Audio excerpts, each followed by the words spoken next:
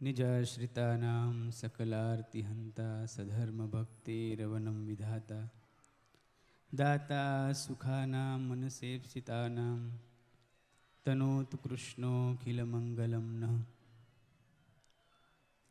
આ દિવ્ય અને ભવ્ય આયોજનના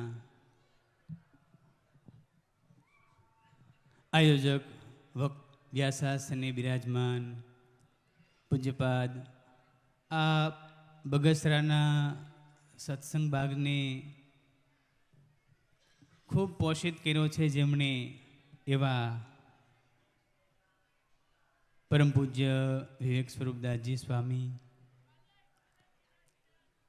વડિયાથી પધારેલા આનંદ સ્વરૂપદાસજી સ્વામી, સર્વે પૂજનીય બ્રહ્મનિષ્ઠ સંતો, વાલા સર્વે ભક્તજનો,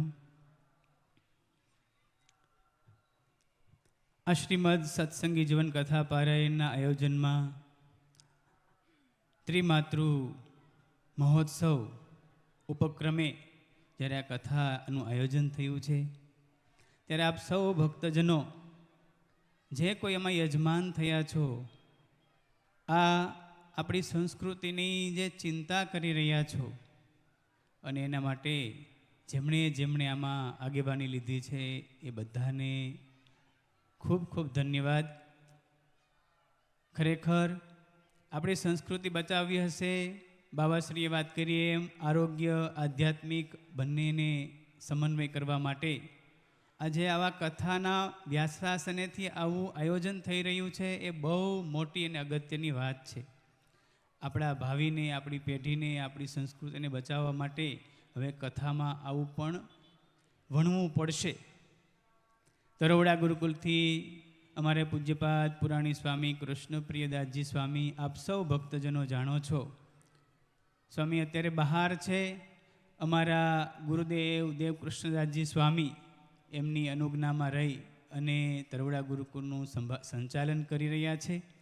થોડા જ દિવસોમાં ત્યાં મહોત્સવ આવી રહ્યો છે. આ શિક્ષાપત્રી દ્વિશતાબ્દી મહોત્સવ નિમિત્તે અને તરોવડા ગુરુકુલના 25 વર્ષ પૂર્ણ થઈ રહ્યા છે, એ નિમિત્તે રજત જયંતિ ઉત્સવ આવી રહ્યો છે. એટલે વ્યસ્ત હોય એમના વતી અમારે સંતોએ આવવાનું થયું છે. સ્વામીને વિવેક સ્વામી સાથે ખૂબ અંતરનું હેત, ગાઢ હેત છે, સંબંધ છે. સ્વામીએ ખાસ કેવડાવ્યું છે, જે ભક્તો અહીંયા આવ્યા છો, ખૂબ કથાનો ભાવથી લાભ લેજો.